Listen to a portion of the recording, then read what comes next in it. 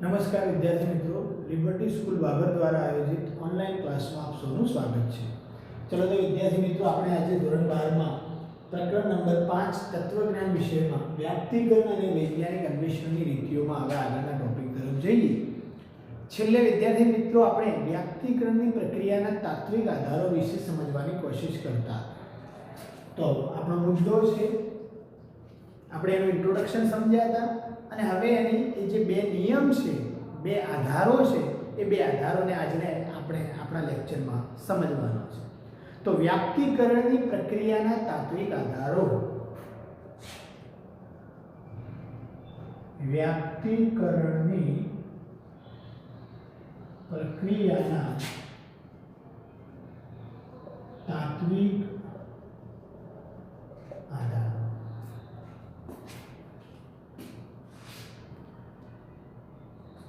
તો વ્યાપ્તિ વિધાનની રચના કે પછી વ્યાપ્તિકરણની પ્રક્રિયા વખતે આપણે કેટલીક હકીકતોમાંથી સર્વને લગતા એક સામાન્ય વિધાન તરફ જવાની આપણે કોશિશ કરીએ છીએ. આપણે ઉદાહરણ આપ્યું કે 4 માણસોએ કર્યું હોય તો આપણે 4 માણસોને આપણે આઈડેન્ટિટી કાર્ડ વિદ્યાર્થીઓનું જોયું હોય તો આપણે એવું કરીએ છીએ, આ સ્કૂલના દરેક વિદ્યાર્થીઓ એટલે કે સર્વને આઈડી કાર્ડ પહેરવાનો નિયમ છે, એ આપણે બસ. તમે 700 વિદ્યાર્થીઓ જોયા નથી, તમે ફક્ત કેટલાકનું જ નિરીક્ષણ કર્યું, એના આધારે તમે એનું ધાર્યું. એમ 4 જણાનો યુનિફોર્મ જોયો એટલે તમે સર્વને લગતો એક જ યુનિફોર્મની તમે વાત કરો છો. તો આ વ્યાપ્તિકરણ છે. તો વ્યાપ્તિ વિધાનની રચના કે પછી આ જે વ્યાપ્તિકરણની પ્રક્રિયા વખતે આપણે શું કરીએ છીએ, કેટલીક વિશિષ્ટ હકીકતોનું નિરીક્ષણ કરતી સર્વને લગતો સામાન્ય વિધાન તરફ જવાનો આપણે કોશિશ કરીએ છીએ, મતલબ બૌદ્ધિક રીતે સાહસ કરીએ છીએ. તો આ વ્યાપ્તિકરણની પ્રક્રિયાના બે બૌદ્ધિક કે તાત્વિક આધારો છે. બરાબર? કેવા? બે બૌદ્ધિક કે તાત્વિક આધારો છે.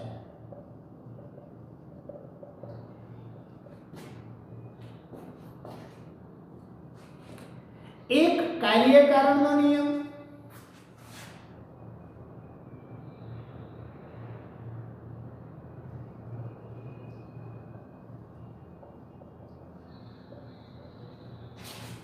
અને બીજો પ્રકૃતિની એકરૂપતા.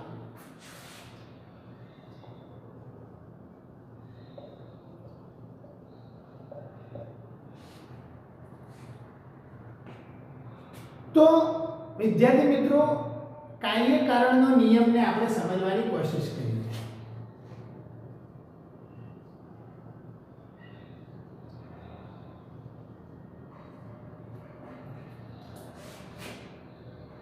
સૌપ્રથમ આ બે આધારોને આપણે સમજીએ. એમાં પ્રથમ આધાર છે કાર્યકારણનો નિયમ.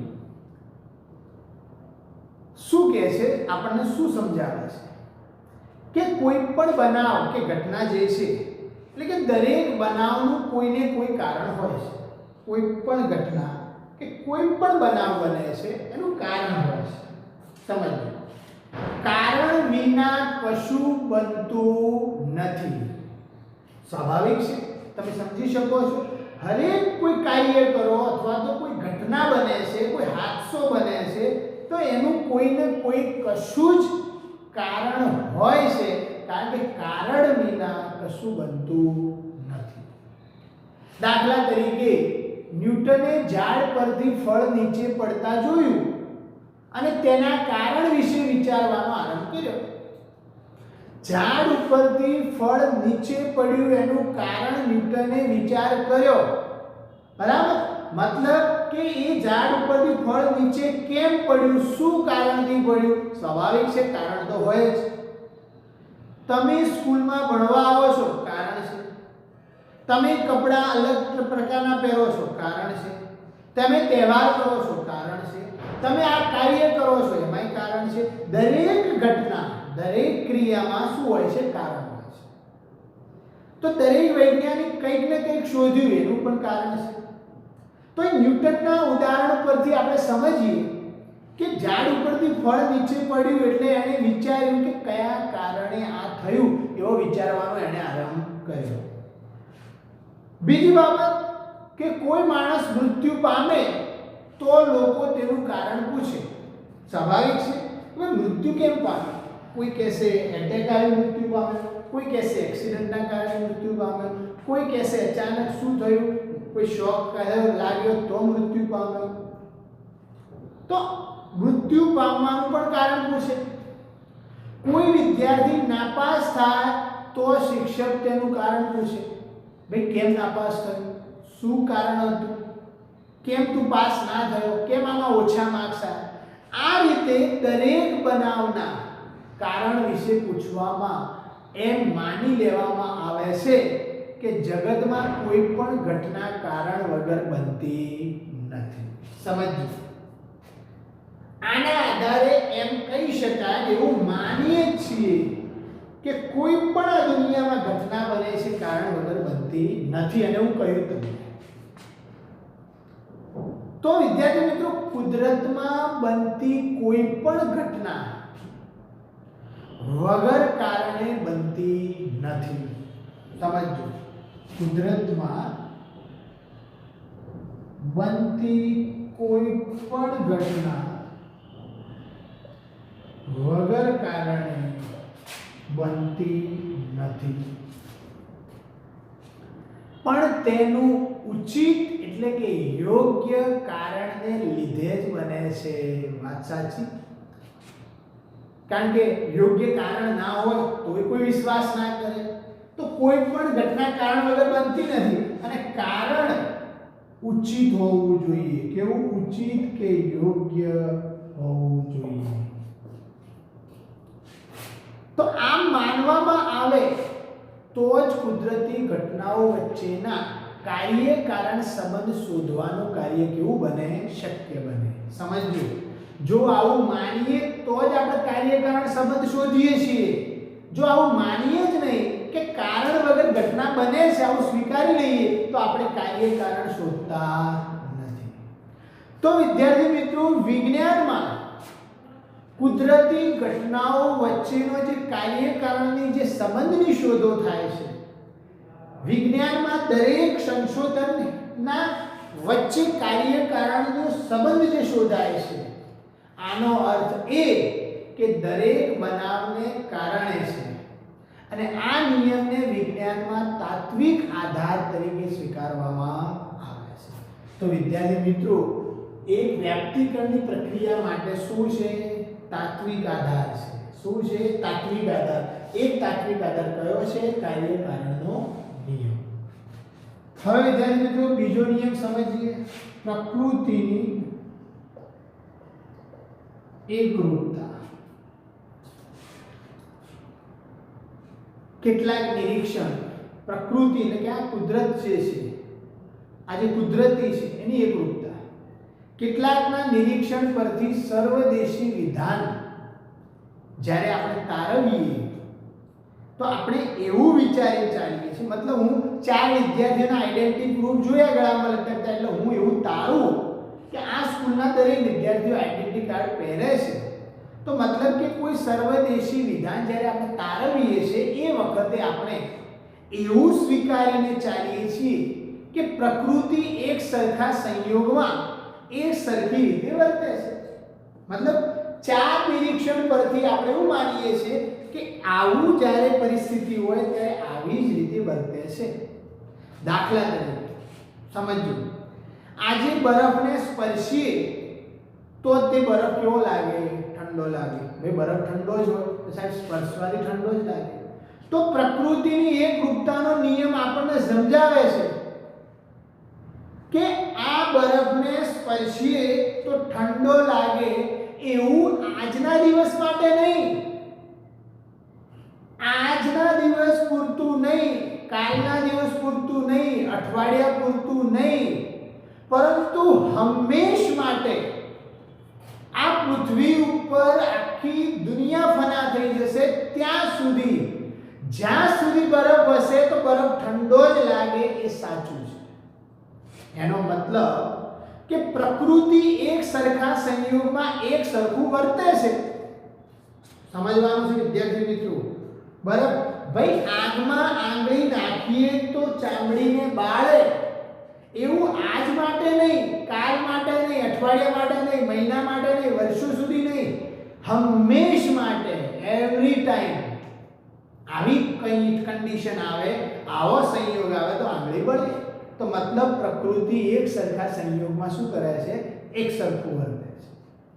તો પ્રકૃતિની એકરૂપતાના આ નિયમને જો આપણે સ્વીકારીએ તો જ કેટલીક હકીકતોનું નિરીક્ષણ જે છે એને આધારે એના સર્વદેશી નિયમો રજૂ કરી શકીએ છીએ.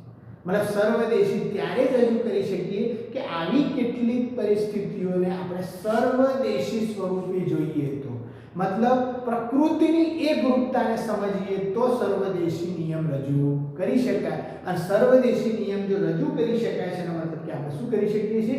વ્યાપ્તિકરણ કરીએ છીએ. તો જો પ્રકૃતિની એકરૂપતાનો નિયમ સ્વીકારીએ તો એમ કહી શકીએ કે હંમેશા બરફ ઠંડો લાગે છે, હંમેશા આગ ગરમ લાગે છે, હંમેશા આગ ચામડીને બાળે છે.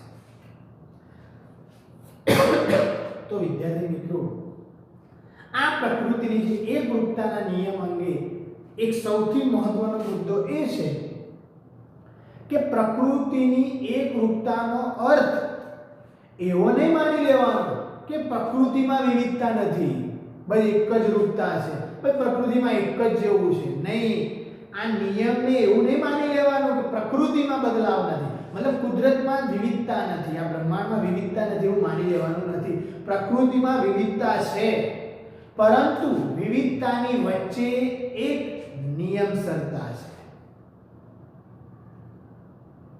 આ નિયમસરતાને લીધે જ કહી શકાય કે પ્રકૃતિમાં જો સરખા સંયોગ હાજર હોય તો પ્રકૃતિમાં હંમેશા સરખું જ પરિણામ આવે છે. કારણ કે નિયમસરતા હોય, પરફેક્ટ અનુકૂલન વાતાવરણ હોય તો એવો જ નિયમ સાબિત થાય છે. તો વિદ્યાર્થી મિત્રો, અહીં આપણે કાર્યકારણનો નિયમ અને પ્રકૃતિની એકરૂપતાના નિયમ વિશે સમજ્યા. તો તાત્વિક આધારોની આવશ્યકતા શું છે?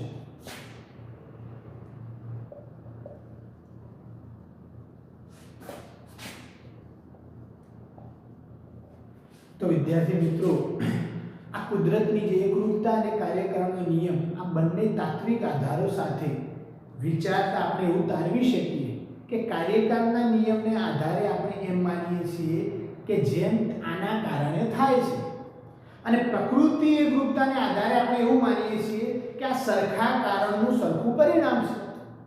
એટલે કે આ બે માન્યતાઓ વ્યાપ્તિકરણની પ્રક્રિયાને તાત્વિક આધારો આપે છે. દાખલા તરીકે સર્વ પદાર્થો ગરમીથી ફૂલે છે, એ સર્વદેશી વિધાન રજૂ કરતી વખતે આપણે કાર્યકારણના નિયમને આધારે કહ્યું છે. કેમ કે આપણે કાર્યકારણના નિયમને જોયું કે ગરમ કરવાથી કારણ હશે જ અને કારણના કારણે જ આ થયું છે. એટલે કે પદાર્થના ફૂલવાનું કારણ ગરમી છે અને પ્રકૃતિ એકરૂપતાના નિયમને આધારે આપણે એવું માનીએ છીએ કે ગરમીથી પદાર્થ ફૂલે છે એટલે હંમેશા પદાર્થ ગરમીથી ફૂલે છે. આમ બંને નિયમોને આધારે આપણે એવું માનીએ છીએ કે પદાર્થોને ગરમીથી ફૂલતા જોઈને એવો સર્વદેશી નિયમ રચીએ છીએ કે સર્વ પદાર્થો ગરમીથી ફૂલે છે. એટલે કે તમે જુઓ તો આ વિધાનની વ્યાપ્તિકરણ કરવા માટે આપણે બંને નિયમની જરૂરિયાત પડી અને બંને નિયમના બૌદ્ધિક આધારો આપણે રજૂ કર્યા. તો કેટલાક નિરીક્ષણને આધારે સર્વને લગતો નિયમ રચવા માટે આ બંને બૌદ્ધિક અથવા તો તાત્વિક આધારો જરૂરી છે અને એ માન્યતાઓ અનિવાર્ય છે. તો વિદ્યાર્થી મિત્રો, આજના આ નિયમને આપણે બરાબર સમજાશું અને આ જરૂરી છે, પૂછાવાળા ટોપિક છે અને તમારે તૈયારી પણ કરવાની છે. નેક્સ્ટ લેક્ચરમાં આપણે સાદી ગણનાત્મક વ્યાપ્તિ અને વૈજ્ઞાનિક વ્યાપ્તિ વિશે સમજવાની કોશિશ કરીશું. તો આજના લેક્ચરને આપણે પૂરું કરીએ છીએ. Thank you.